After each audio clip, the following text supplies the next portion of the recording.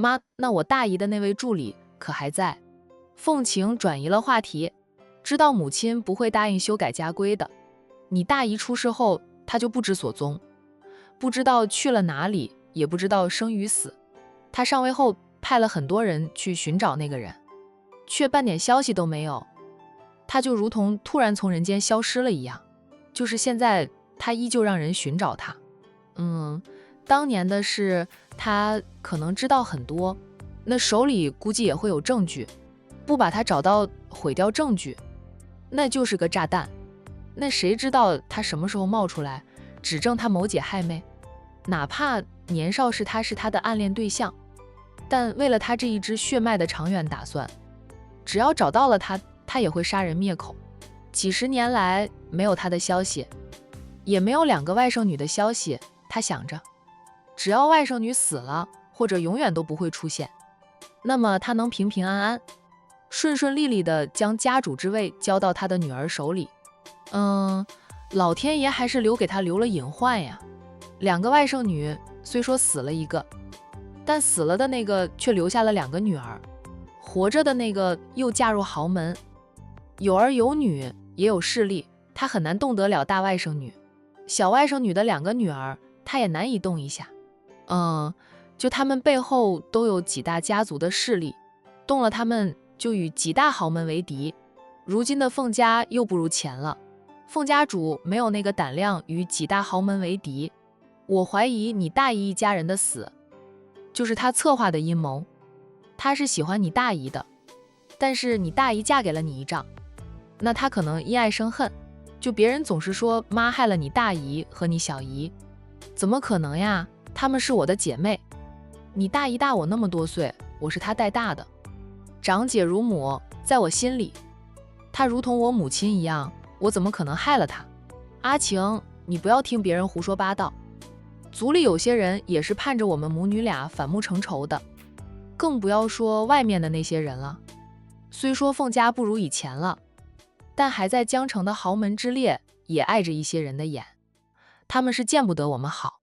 凤家主替自己辩解几句，那江城很多人都说他大姐小妹都是他害死的，是他害死的，他们有证据吗？没有证据，指证不了他，他就不认。反正那人不知所踪几十年了，都没有消息，说不定已经死了。就算他大姐活着也快90岁的人了，他比大姐还大2岁，就是90出头，他那么长命，就算他能够长命100岁，90出头也老掉牙了，不可能跑回江城指证他。这样想着，凤家主内心放心不少。他挺怕海童背后的那几大豪门会找到那个人。凤晴说道：“妈，我不是3岁小孩，我有辨识能力的。妈，去吃饭吧。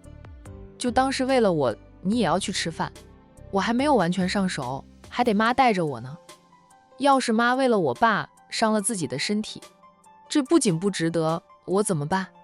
凤家主转过身来，放下了那杯子。他说道：“妈是真的不想吃，你快去吃饭。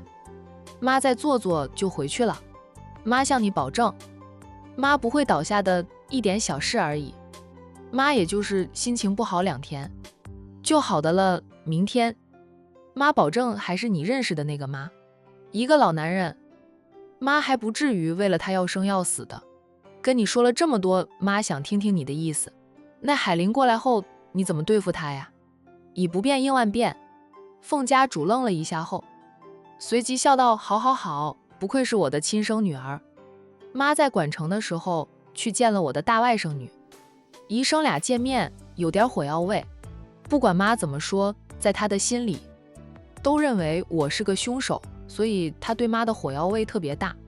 商太太跟妈提出，让妈也给海玲机会，还让妈也要培养一下海玲，让海玲和你公平竞争。如果海玲输了，你接管家主之位，她无话可说。如果海玲赢了，我们这一支呢，必须远离权力中心。”商太太没有说的那么明显，不过意思是差不多的。凤家主对女儿说道：“阿晴，我们臀部坐着的椅子，干嘛要让给别人坐？妈没有答应他。海玲这次来江城，来者不善。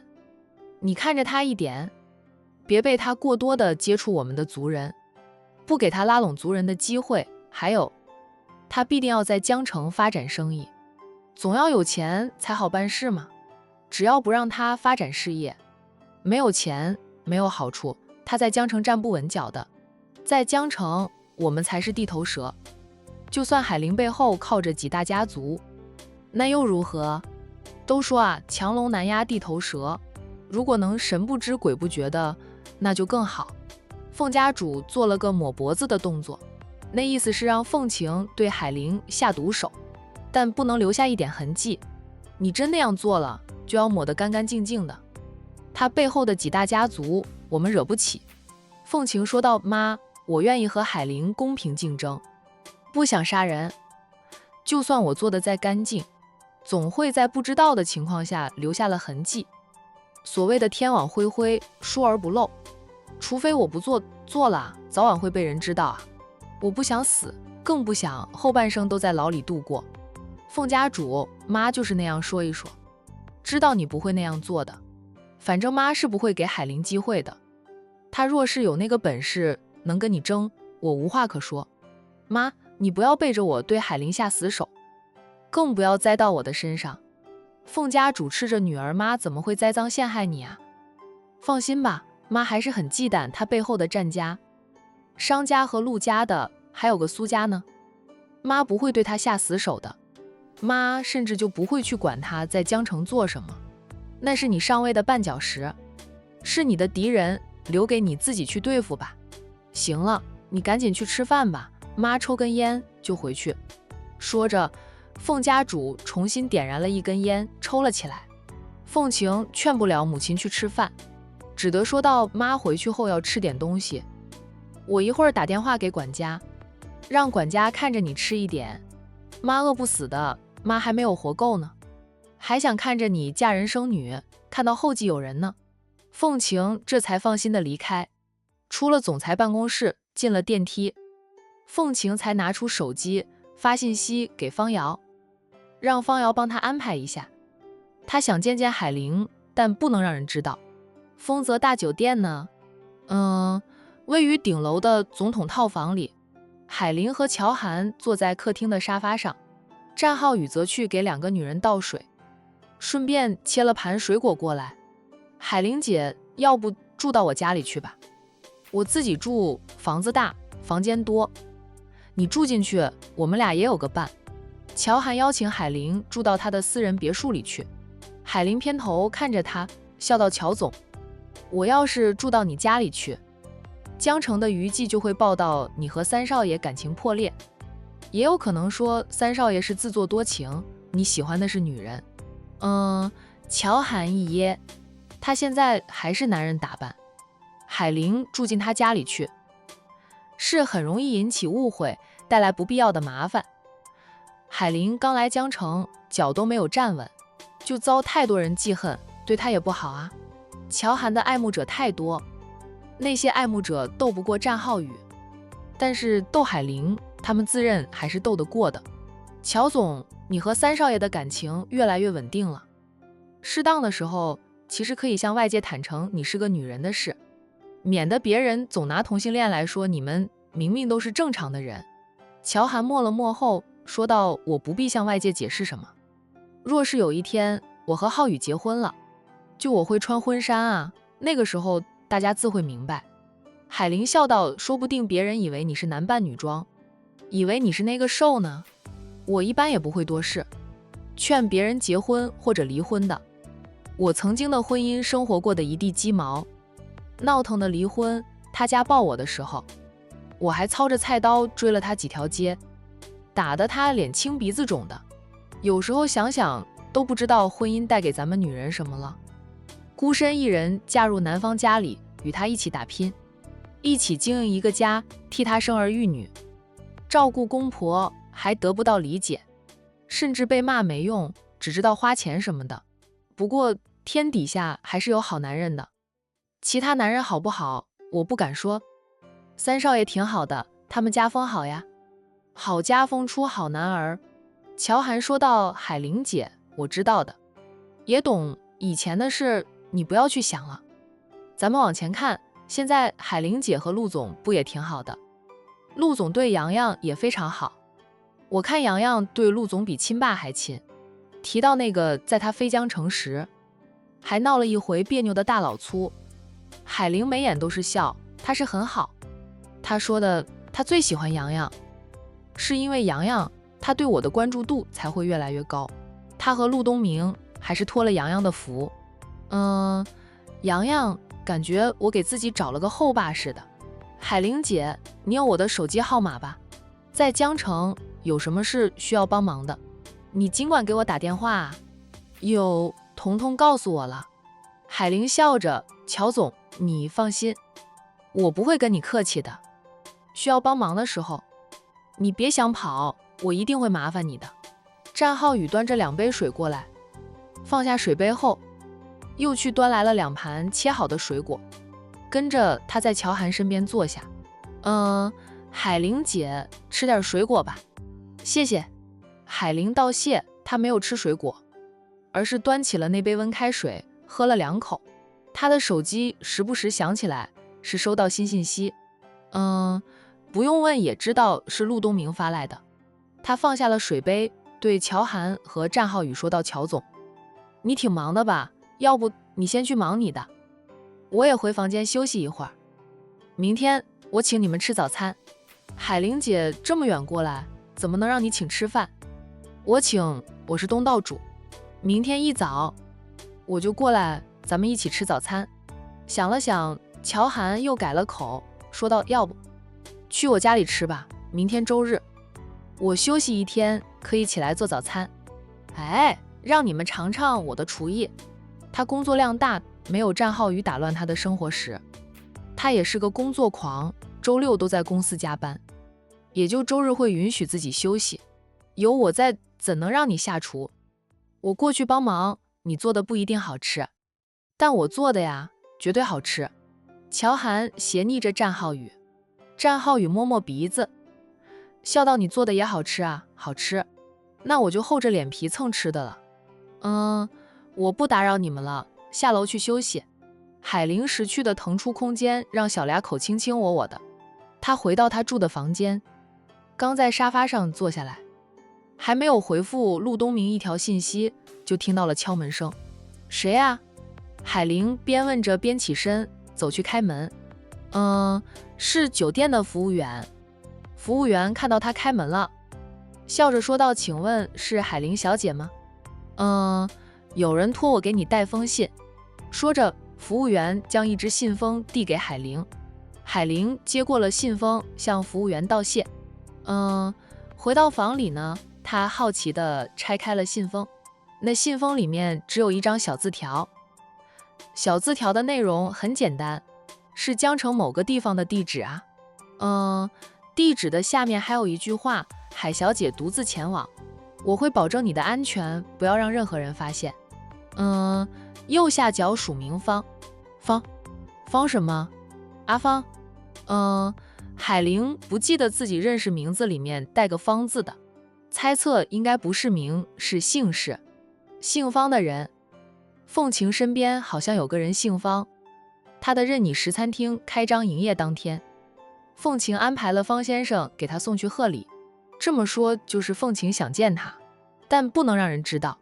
海玲看看时间，没有犹豫，当即就从行李箱里面拿出一盒独立包装的黑色口罩，打开了盒盖，从里面拿出了2个黑色口罩，又拿出一副墨镜，以及一套朴素不显眼的旧衣服，还有一顶假发。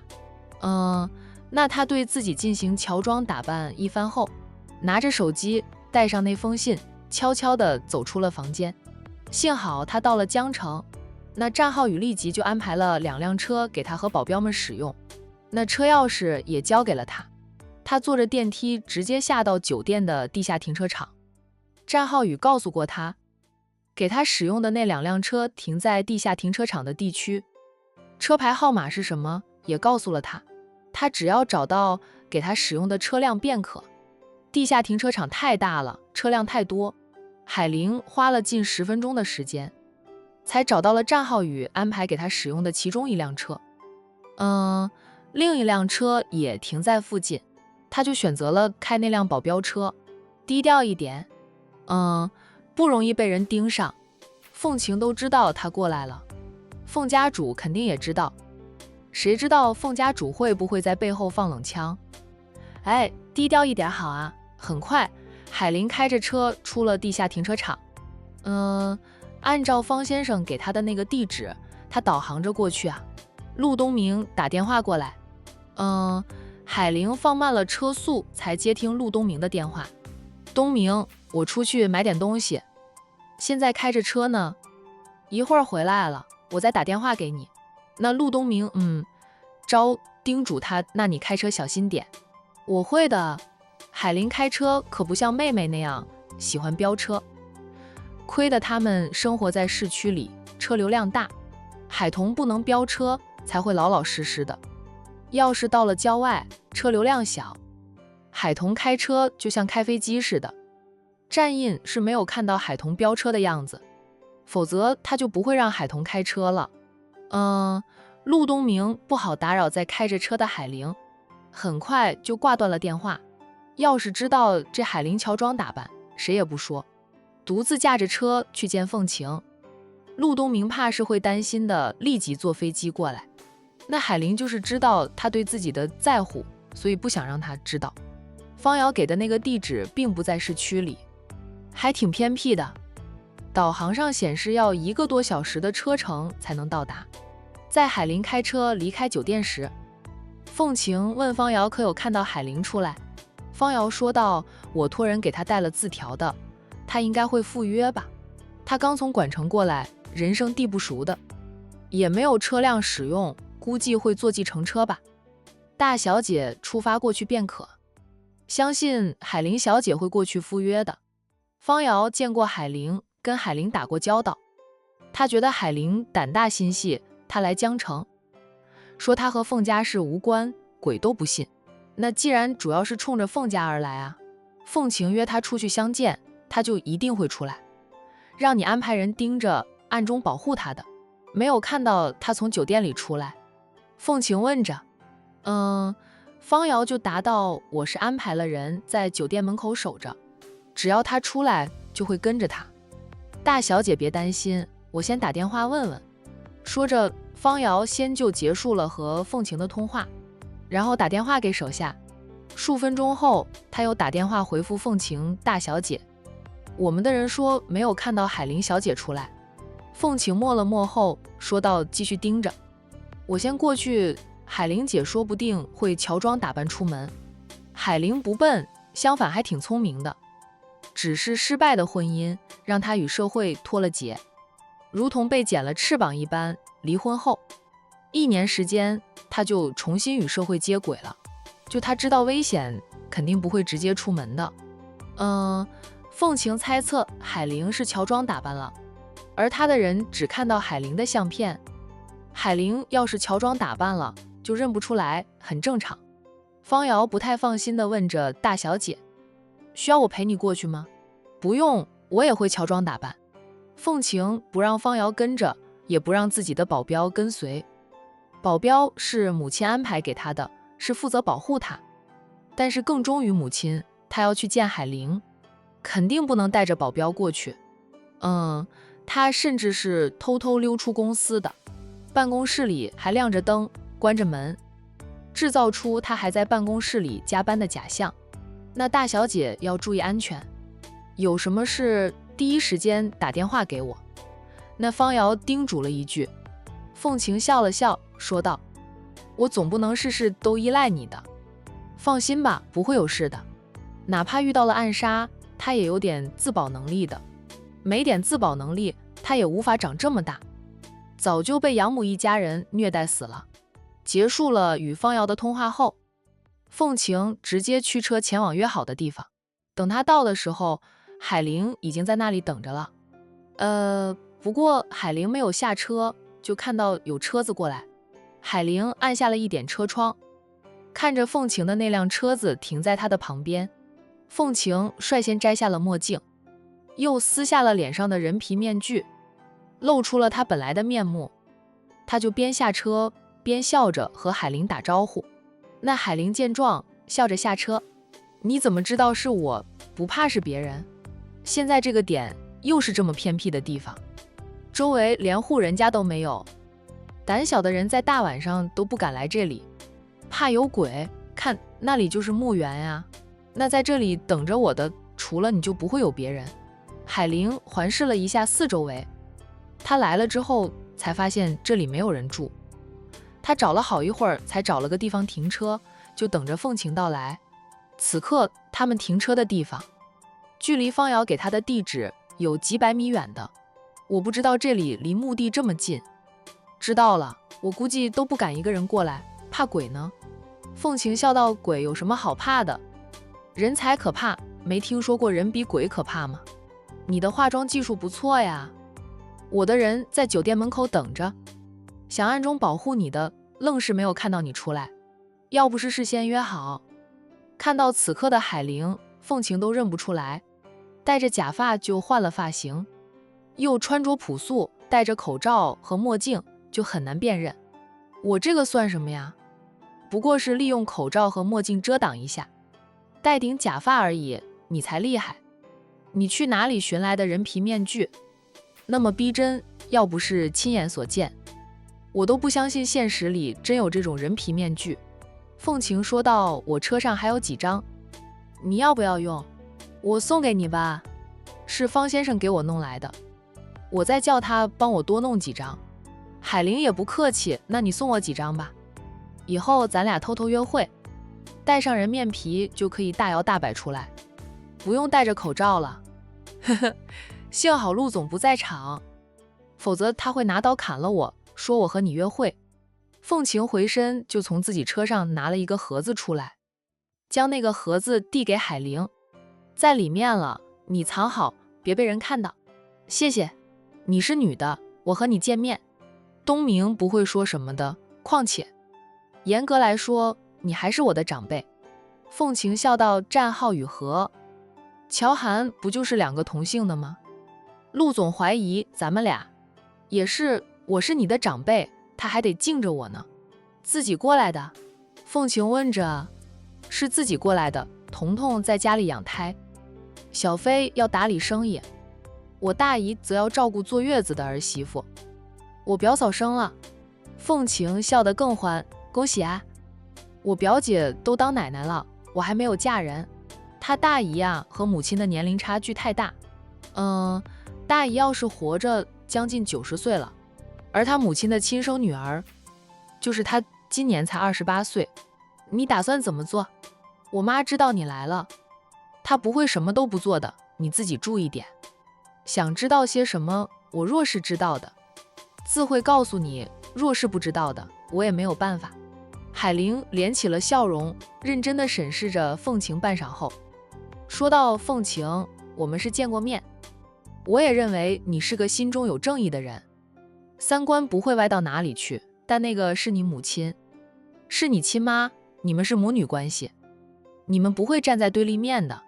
凤晴的笑容也一点点消失了，她叹着气，也是，我和她是亲生的母女俩，让我站在她的对面，我有很大的压力，也需要很大的勇气，你防着我是正常的。但海玲，我是真的关心你，担心你。我妈那个人心狠手辣，是真的心狠手辣，不是说说而已。你防着我，不想说，我不会再问你。不过遇到解决不了的困难，是真的可以找我，我会尽我最大的能力帮助你。其实我和我妈没有多少母女之情，我不在她身边长大，回来时都20好几了。因为凤若还留在凤家，他们始终还是偏疼着凤若的。我也知道，就算我说我和妈没有多少母女之情，却抹不掉我们是亲生母女的事实。如果没有你们，我想我以后还是会从他手里接过凤家家主的重担，成为家族领头羊，带领着凤氏一族继续走下去。他还想修改一下凤家的家规族规，不想那么死板了。虽说付出的代价可能有点大，却也是为了让家族走得更远，发展得更好。凤晴拿出一张名片递给海玲，这是我另一个电话号码，知道的人很少，你有什么事儿就打这个电话给我。海玲接过了他递来的名片，看了一下名片上的电话号码，发现名片上的公司名和地址不是凤氏集团的，那是我在回凤家之前吧，自己创建的公司。我很喜欢赚钱，可能与我的生活环境有关吧。在学校里，除了读书，就琢磨着怎么赚钱。还没有大学毕业，我已经积攒了不少的财富。毕业后，投入生意当中的时间和精力更多，便有了自己的公司。其实，就算我没有回归凤家，我也是个小富婆。当然了，跟你妹妹没法比。海彤身家已经是以亿计算的了，但凤晴的身家完全是靠她自己挣来的。我这些事连我妈都不知道，我没有告诉凤家的任何人。海玲说道：“谢谢你对我的信任。”她收起了那张名片。凤晴看着海玲，认真的道：“我也想知道当年的事，到底是不是我妈一手策划的？是不是她害死了她的姐妹？凤家主这个位置确实很诱人啊，因为家主的权力实在是太大了，无论是在族里，在公司里，在家里都是一言堂。但不是我的，我不要，是我的，谁也抢不走。我要上位，也要上得光明正大的，不带半点愧疚。如果母亲当初真的是谋害了姐妹，才得以上位成为家主，那么就是得来不正。他虽说是从母亲手里接位，也等于是抢了大姨后代的福利位置。他会愧疚，那更何况涉及了那么多的人命。几十年过去了，法律或许无法再判他母亲死刑，至少他能将家主之位还给大姨这一支的后代。那他也可以离开凤家，回去打理他自己的公司。他更喜欢过自己的小日子，远离是非，远离恩怨情仇。听了母亲说起当年的一些事情，凤晴认为母亲当年真做了伤天害理的事，不仅仅是贪恋家主的权利，还有可能是因爱生恨。他母亲现在70岁了，跟他亲爸结婚几十年，儿女生了4个，但在他母亲心底深处，始终还有那个能力非凡的男人，就是他大姨的助理。说再多也没用，我会用事实来证明，我和我妈不是一类人。海玲看着他良久，笑了笑，说道：“你一脸正气的样子，很帅，很美。那你妈若是看到了，会觉得很刺眼。现在你们家情况怎么样？听说你爸出轨被你妈抓个正着，这2天都没有看到你爸露面。”海玲是刚过来，也知道凤家主和郑华的事。在江城啊，这可是大新闻呀。平时跟着郑华混的老男人，大多数都是同情郑华的，觉得凤家主管老公管得太严了，让郑华没有一点自由的空间，零花钱给的又少。再好的夫妻感情，也会因为长久的琐事导致感情破裂的。女人们大多数都是站在凤家主这一边的，觉得凤家主管着丈夫是严了点儿。郑华觉得凤家主不好，可以向妻子提离婚，出轨是什么事儿？妄想着鱼与熊掌兼得。那郑华既想保留着他和凤家主的婚姻，从凤家这里讨到好处，又想在外面风流快活，花的钱还不是属于凤家的。凤家主管夫甚严，每天给丈夫的零花钱是不超过500块钱，但他给郑家的好处并不少。郑家因为攀着凤家这门亲，日子过得美滋滋的。郑华从凤家这里得到那么多好处，老了还要被判老七，凤家主能咽下那口气才怪呢。凤晴说到鸡飞狗跳，我爸出轨，我3个哥也出轨，典型的上梁不正下梁歪。我爸还可以推责任，说我妈管他太严，年纪大了，夫妻事也少了。但是我3个嫂子并不老，3嫂就比我大几岁而已，她们保养的也很好。我妈回来后抓到我爸出轨，把我爸教训了一顿。这2天我爸在家里养伤呢，哪有脸出去见人。我3个哥哥还有凤若，因为给钱，我爸在外面潇洒了，也被我妈一顿惩罚，都在家里养伤，就是不知道他们能不能真正改过来。估计啊，死性不改的还有的闹。凤琴敢说她的3个亲哥哥还会和外面的女人秘密来往，他们对家里的美妻已经厌倦，外面找的女人未必比他的嫂子好看，只是男人就那样，总觉得家里的不好，外面的才香。看到这样的婚姻，凤琴都不敢奢望自己以后能找到专情的男人，希望在30岁前能查清楚大姨之死的真相。他将凤家家主之位还回去，他就不会被凤家的规矩约束了。然后呢，找个好男人吧，过着平淡的日子，好过嫁入豪门当少奶奶。海玲沉默了一会儿后，说道：夫妻之间有一方出轨了，就有了裂痕，就算没有离婚，也是过着貌合神离的生活，还不如离婚呢。我老公当初也是出轨，还家暴我，现在他成了我的前夫，不要指望他们改过来，有一次就容易有第二次，最好就是离了又不是活不下去。凤琴说道：我爸不会离，绝对不会离，他很清楚，离婚他什么都得不到，他那边的亲戚们也别想再从我家这里得到好处，说不定以前得到的好处，那吃进去多少都会被逼着吐出来呢。以他母亲的心狠，是真能做出来的。反正呀，我们凤家最近都别想平静，我总感觉还会出大问题。海玲就没有再接话，大姨让她迅速来江城发展，就是知道凤家最近乱，凤家主没有那么多心思及时间关注她，她才能有机会发展，也能趁机打听到更多当年的事。还可以趁机拉拢着凤氏家族的人，得民心者得天下。他虽说没有在凤家长大，在江城也没有事业，但他背后有几大靠山。他外婆是凤家上一任的家主，拉拢凤氏的族人，得到他们的支持还是可以的。海玲，你初来乍到，又坐了几个小时的飞机，先回去休息吧，有什么事儿就打电话给我，是我给你的那个号码。海玲问他：你不和我一起回去？凤琴抿抿嘴后说道：我在这里多待会儿，安静，心绪也能平静下来，回去看到的也是一团糟。那你自己小心点，也别待太久，这里太偏僻了。海玲叮嘱了他2句，便回到自己的车上，很快开车离去。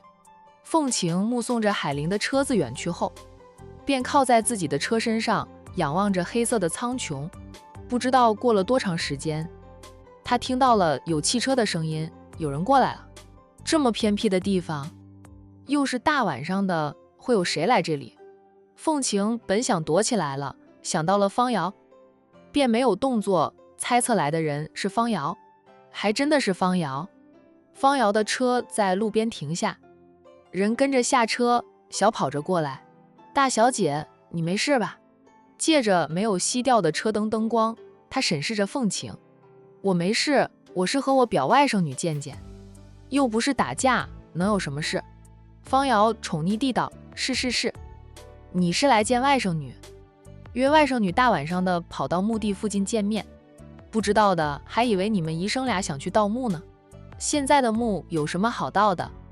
又不是以前的大官有钱人的墓，多陪葬品，现在人死了，拉去殡仪馆一烧，一个坛子装着带到墓地里，这样的墓有什么好盗的？方瑶笑：你们俩也不怕有鬼？鬼怕什么？我们俩又不做亏心事，不怕鬼来敲门，这里才安静，没有人吵闹，也不容易被人发现。那能看到我们的也只有那些在地里睡着的了。你来的时候看到海玲了吧？我看到一辆车开过，没有看清楚车上的司机是谁，猜测是他。他还真的化了妆呀，就是戴了个口罩和墨镜，然后换了个发型。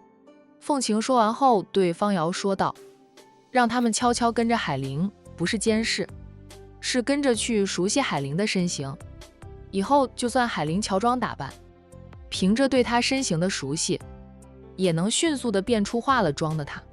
每次我约他出来聊天，肯定要负责他的安全。要是他在赴我之约时出了意外，海童他们能把我撕了。还有海玲在江城这边需要帮忙时，你暗中帮帮他，别被妈和他身边的那个老男人知道就行。凤晴嘴里的老男人不是郑华，而是凤家主的助理。方瑶呢，恭敬地应着，我会的。大小姐，夜色越来越深，回去吧。凤晴叹口气，我真不想回去。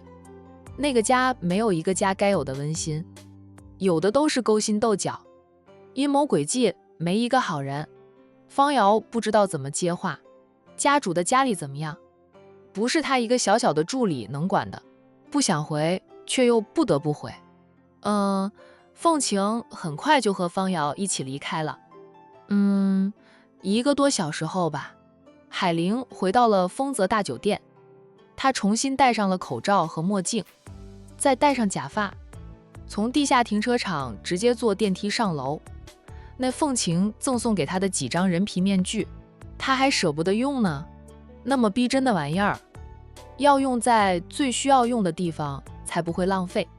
丰泽大酒店是战浩宇在江城的总地盘，他略化个妆，只是不想惊动战浩宇而已，并不是要防着战浩宇，自然就用不到人皮面具。回到他住的房间，反锁了房门后，他才拿出手机打电话给陆东明。陆东明很快便接听他的电话。东明啊，这么晚了还没有睡？陆东明说道，在等你的电话。你说回到酒店就会打电话给我的，我一直在等，等不到你的电话，我今晚估计都睡不着。海玲笑，我是刚回到酒店，这不立即打电话给你，怕你等急了。出去逛街，买了很多东西。买啥了？买了些吃的、喝的、用的、玩的。玩的是给洋洋买的，也给他买了几套新衣服。天气转凉了，他大得快，去年的衣服已经不合穿，那便给他买了几套新衣服。海玲扯着谎，不敢让陆东明知道他独自跑出去几个小时，只为了和凤晴见见面，而且只是聊了聊天，并没有说太多有用的信息。我也给自己买了2件外套。我们管城那边也就是早上和晚上觉得凉，白天还能穿短袖，江城却是10几度了。我只带了1件秋装外套，那便在这边再买几件外套。他没那么快回管城，江城的气温还会继续跌，就他是需要买2件厚一点的外套。明天抽个空就去把撒的谎言圆起来，免得回去后穿了帮。陆东明听着他说江城冷了，叮嘱他多买2件厚的衣服。你出门前又不看看江城的气温，出门有点急，又惦记着你，就忽略了看江城的天气。下了飞机感受到冷了，才想起来。陆东明自责的道：海玲，对不起，让你担心了。